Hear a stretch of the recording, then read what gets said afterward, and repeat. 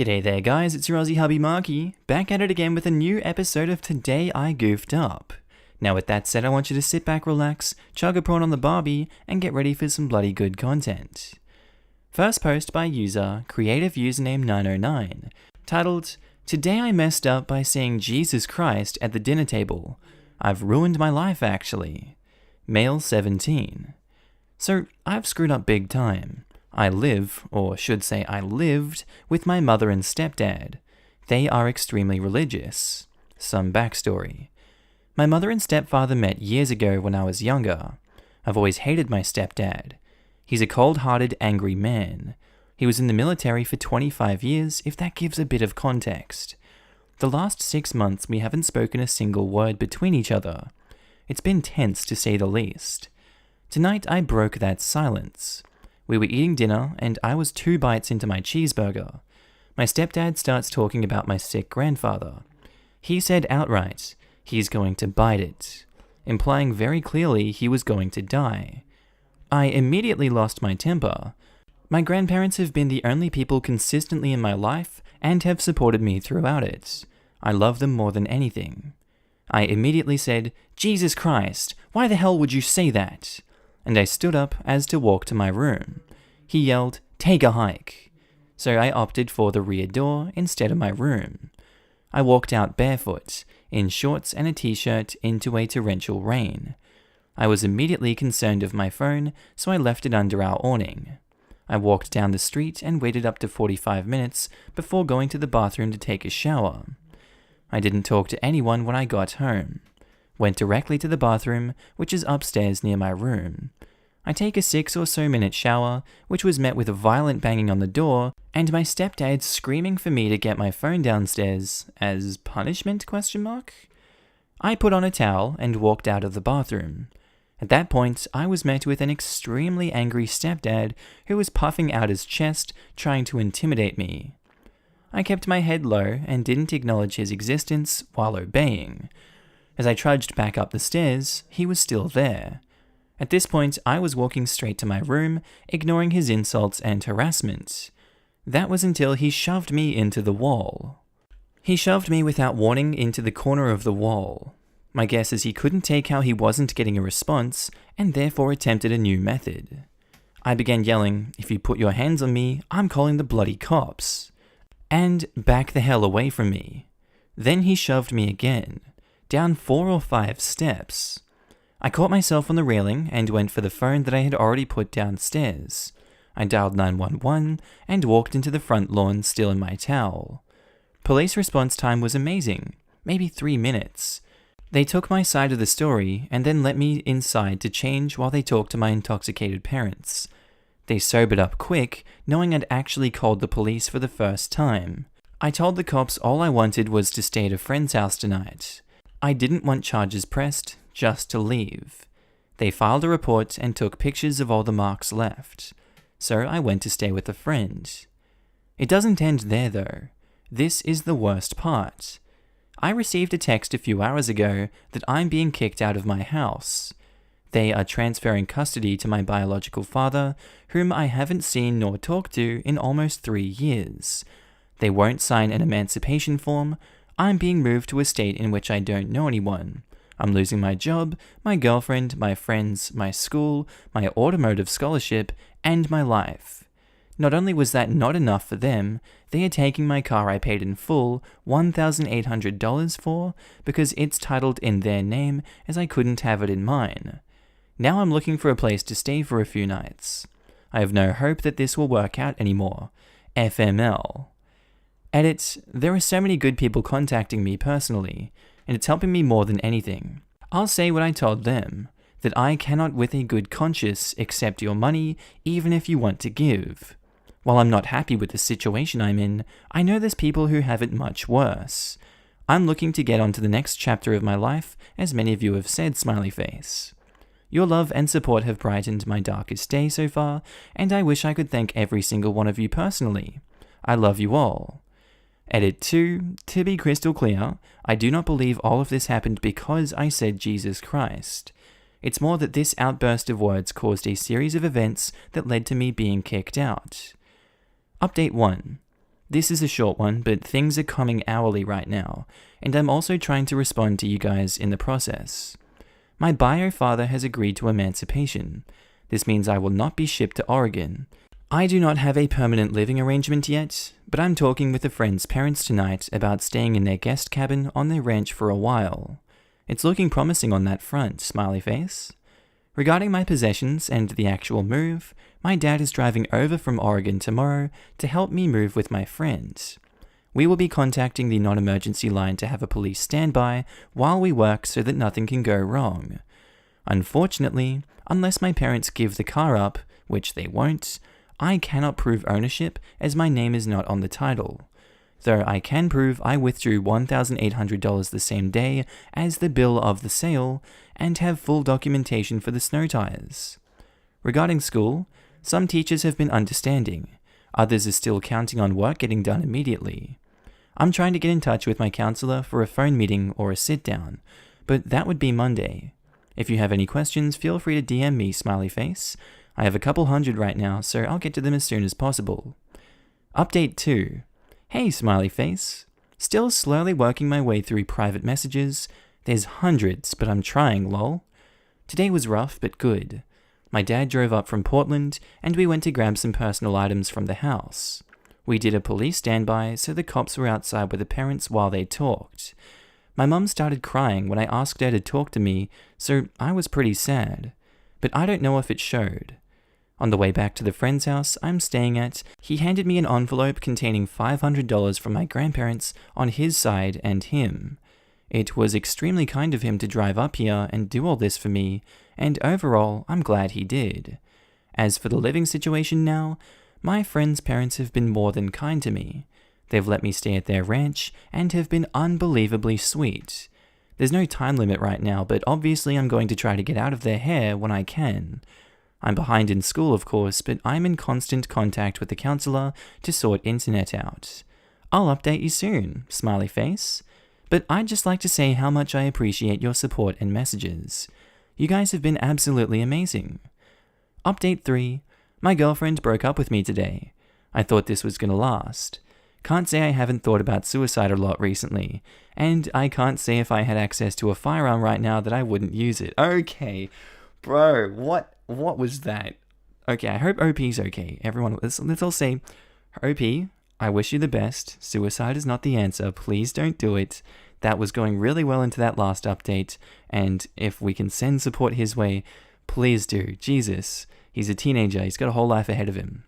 And thank God our man Bucket Slushy comes in and says, a lot of comments have given a lot of great advice already, so I just want to give some encouragement. It's a bad situation, but you're out of a toxic household. You don't have to bend to them anymore. It's all up to you now. I know you can do it. And OP says, it means a lot to me. Y'all have been so supportive and kind, and I can't begin to thank you guys for all the information you've given me. You're 17 and have a job, not a girlfriend anymore, but a scholarship. You even brought yourself a car. And all of that while dealing with this crappy family situation. I hope you're proud of how much you've accomplished for yourself. You're gonna do great. Like crap, I'm 23 and $10,000 in debt, and I can barely afford my car. Buddy, you got your crap going well. Good on you. Posted by user RudeDay1214. Titled, Today I messed up by insulting this one-legged girl that I'm interested in. So, in these corona times, I'm bored out of my mind, so I downloaded a dating app. I find a girl I'm really into, and we connect on so many things. She loves Star Wars, some games, and she even likes football, although she completely chose the wrong team to support. Anyhow, I'm a bit wary she might be a catfish, cause she's hot as hell. At least a 10, maybe more, while I'm a 5 on my best days. There are a lot of catfish on this site, so I ask her for a picture of her. She's understanding, and we exchange some pics. Nothing special. On one of the pics, I spot a prosthetic leg. Well, crap, she's probably insecure about the whole thing, so I decide I must tell her that I noticed, but don't care about it. Yeah, I think most of you probably think I'm an idiot already, but don't put the popcorn away just yet, it's about to get worse. I haven't mentioned the prosthetic yet, but I'm looking for an opportunity.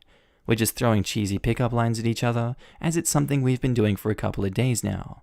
I ask her if she's ever been jailed for stealing hearts. She responded to that with, "Do you think I'm a thief?" To which I respond, "I was thinking more about a pirate." I haven't had a response in 10 minutes. TLDR, I called the one-legged beautiful smart girl I've been chatting with for days a pirate. Update, it might actually be fine. She got the joke and planned to get back at me by not responding for a while. I think I like her a bit more now. As a woman with 2 artificial legs, I would find this hilarious. Well, turned out she did too, but wanted to hang my ass to dry for a while. I like her. She sounds brilliant. OP, is she single? Leg-wise, yes. Offer her your 3rd leg immediately. Ooh, good advice. You really pegged that one. Ooh, I just figured out how she's gonna get him back. Posted by user Savage Indian, titled, "Today I goofed up by unintentionally trying to rob a store." Today I messed up by going into a store with my face covered with this respirator mask with my hoodie on. Mind you that I'm 6'1" native guy with tattoos. Every other Canadian thinks we're all criminals. While I'm checking out, I pay with cash. I then stupidly say put the money in the bag, as in my change from the $50 bill that I used, because I don't want to touch the dirty money unless I wipe it down first with disinfectant, hence COVID-19. The lady freaks out and runs away from the register, crying. Then the manager comes, and I try to explain everything through my heavy respirator while sounding like Darth Vader. What happened? She gives me my change back along with a dirty look. I then awkwardly walk out of the store with my head down in shame. I'm never going back to that store again. As someone who's working at a store during all this, I feel like I would have been able to tell the difference between put the money in the bag, aka change, and put the money in the bag, aka I'm bloody robbing you. I've had both. I had a gun pointed at me for one of them. It was easy to tell which one was which. I'm guessing that the one holding the gun didn't hand you the money first? You say that, but it was a common thing in the UK for a while for robberies to start with the robber buying something cheap and handing them the cash. Once the till is open, the weapon and the bag come out. Shops were putting the panic button underneath the till next to the till drawer release switch. By getting them to open the drawer by handing them money, there's no reason for them to have their hand anywhere near a panic button. I heard about all of this because a less than intelligent guy hit a petrol station an hour after they cleared the tills out. He used a £50 to get the attendant to open the till, cleared the drawer out and left, forgetting the £50 that he'd originally handed over. He got away with something like £47.55. I don't remember the final number, but it was a smidge under £50. Effectively, it cost him £2.50 to rob a bloody petrol station. Today I goofed up by forgetting that I wasn't muted during a Zoom meeting when I ate my lunch, causing irreversible harm to my reputation. I talk to my food when I eat. I have been working from home recently, obviously, and I'm pretty fortunate because basically there is no function of my job that I need to be in the office for, but I have let some bad habits seep in. I'm sure anyone in an office knows that like 80% of the meetings you attend could probably just be an email. But since we are meeting via Zoom, and since a lot of people don't even enable video, if I am in a meeting I know isn't important, and where I probably won't even have to speak, I just mute myself and go and sit on the sofa and play a video game on mute, or browse the internet or whatever, or eat lunch.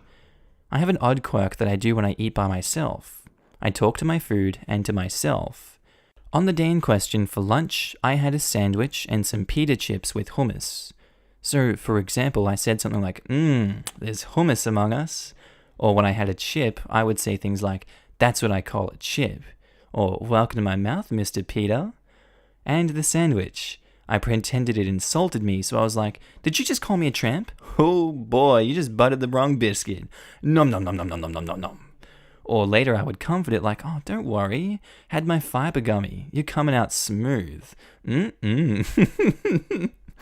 I wasn't really listening to what was happening in the meeting, but finally I heard my name a few times. To my horror, I had not muted my microphone. They heard it all. My manager was saying rather curtly, can you please mute yourself? Some people were laughing. I mumbled an apology and muted myself. I got a stern message from him later saying I should wait for lunch until after a meeting, and if I had to eat during a meeting, mute myself. In our Slack channels, people are making fun of for talking to my food, but it is clear they think I'm insane.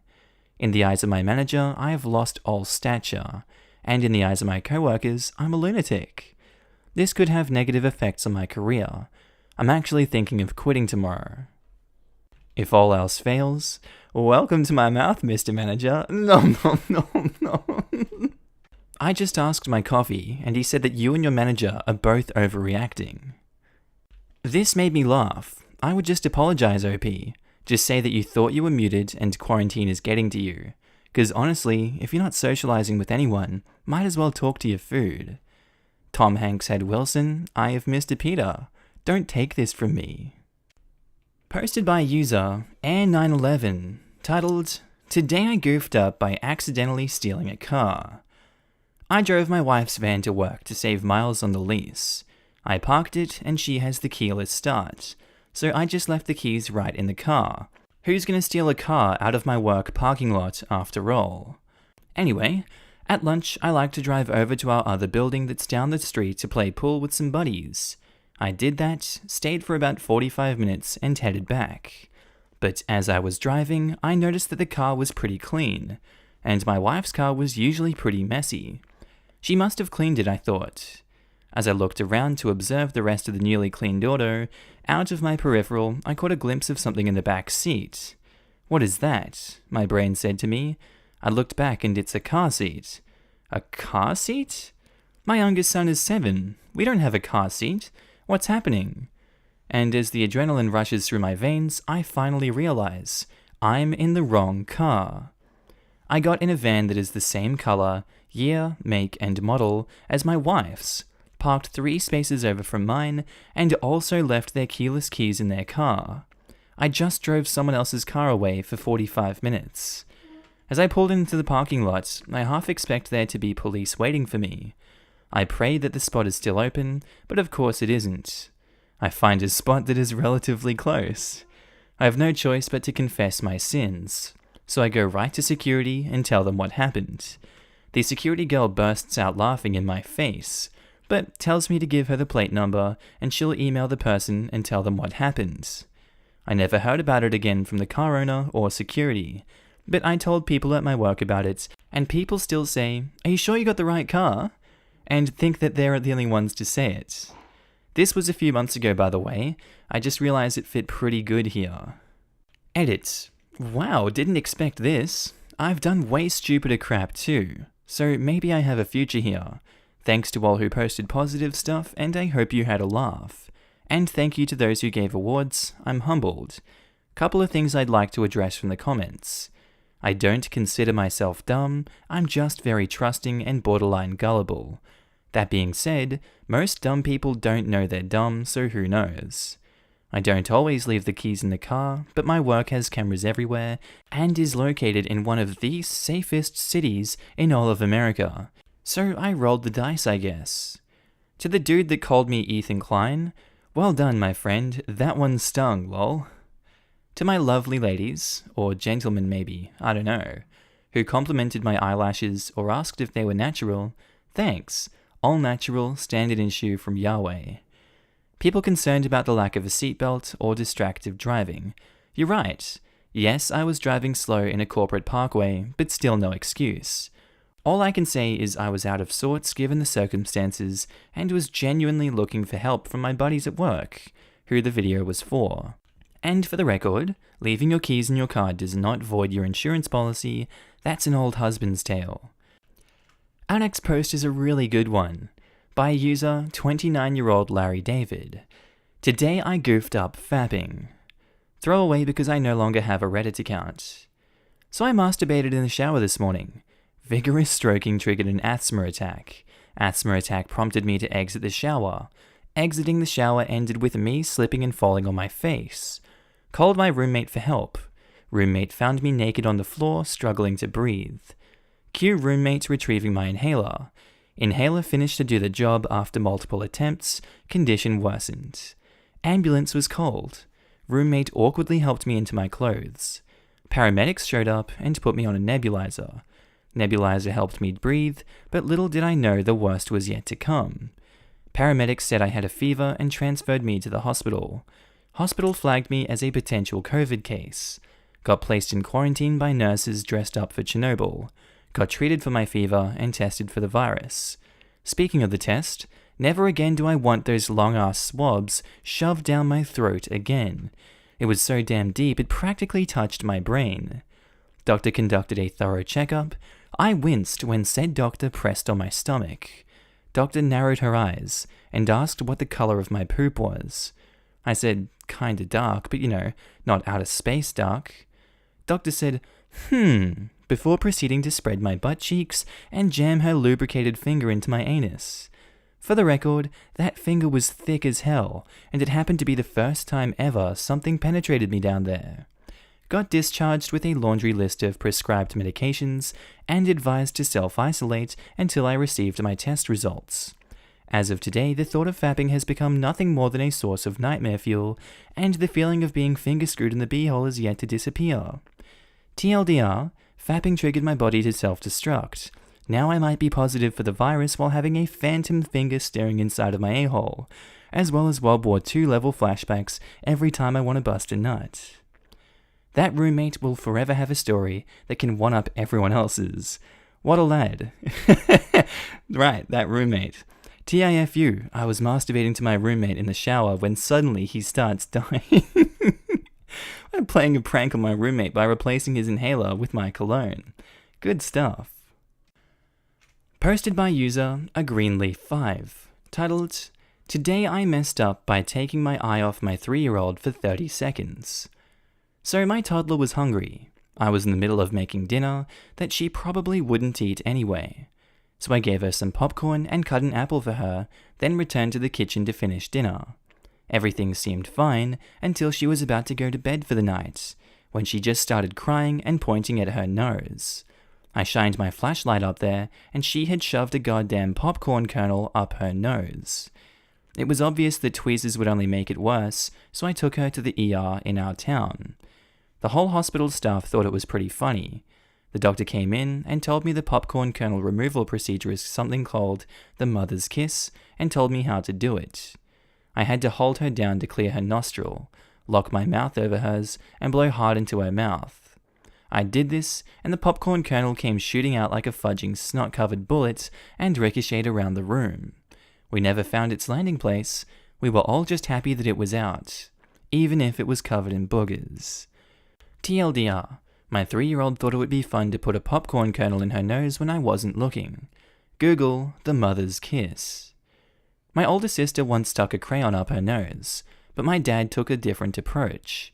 She was definitely the type to struggle and kick and such when they were trying to help her. She was 3 or so. My dad waited until she was walking around the house, snuck up behind her, quickly put his hand over her mouth and the free nostril, and screeched to scare the hell out of her, and subsequently the crayon. She got startled and screamed in response, and the pressure blew the crayon out. That's creative. I like you, Dad. I really could have used this information about 22 years ago. Instead, I taped a straw to the vacuum cleaner hose and sucked the corn kernel out. Pretty stupid in retrospect. Ha, that's awesome. I say that as the father of 3-year-old who would never try that. Posted by user Lots of Numbers, titled, "Today I messed up by not understanding how to order at a sushi restaurant and eating an absurd degree of excess. A few years ago now, my birthday, treating myself to an all-you-can-eat sushi dinner. It was my first time at an all-you-can-eat sushi place that used the round-based ordering system, which I didn't understand. I was by myself and the waitstaff was busy and didn't speak English very well, so I didn't get any clarification. So I ordered way too much sushi by mistake. I marked my ordering card wrong, not knowing how it was meant to be done. The first clue was that the chef seemed a little perplexed by my order when I handed him the card, and asked if I was sure. But again, crowded, noisy, language barrier, the fact that I had ordered an unholy amount of food got lost in translation. I knew that there was a $15 surcharge if you didn't eat everything, but when I submitted my order, I didn't yet realize my mistake. After I got through round 1, I was immediately plated with a round 2 of equal size. Round 1 was a full meal's worth of food, and now I had to start over and had a third round to look forward to after that. I'd already ordered and it was too late, and I did not want to pay for that surcharge. So I bent to my task and ate it. And ate and ate. I felt bad for the restaurant staff. I have no doubt they made a loss on me that night. I feel like the quintessential gluttonous American. Not only was $15 on the line, but my dignity was too. I had to save face or admit I was a sushi ignorami, and I wasn't about to beg for mercy. I got through 3/4 of round 3 before I simply could not swallow another bite. My arms literally would not respond to the order to put another piece of fish into my mouth. My whole body rejected the prospect of eating more. Thankfully, the staff took pity on me and declined to charge me that $15 extra. I wouldn't have blamed them, the amount of food I ate. I left the restaurant literally waddling and with a terrible stomachache. Needless to say, my time on the crapper the following day was not pleasant. TLDR, didn't know how to order at a sushi restaurant, received 3,000 calories of food, made myself sick trying to eat it all. I worked at an elementary school, and we do hot lunch orders for the kids. One week, one of the hot lunch options was sushi. Apparently, one parent didn't read the options very closely and ordered 9 for their kid, except the order was for a sushi meal, not individual pieces. Each order came with 8 pieces of sushi, so this girl ended up with 72 pieces of sushi for lunch. Everyone had a good laugh about it. I heard about this one in the staff room at lunch that day. I love how no one questioned why the student could eat that much sushi. It still craps me up just thinking about it. That's a rich people mistake. $150 for a school lunch? Yeah, sounds about right. I mean, really, Michael? It's one banana. How much could it cost? Alright, I think that's where I'm going to leave today's episode, guys. I hope you enjoyed Markee's commentary of a Today I Done Goofed Up episode. I'm going to make more of these because it's just so fun. And honestly, you probably have heard these because I sort by week, sort by top of the month, because they're just quality stories. So just skip over if you've heard them before. Doesn't bother me. Hope you guys do have a good day, night, sleep, whatever you're up to. This has been Markee. I'll see you in the next episode. Bye.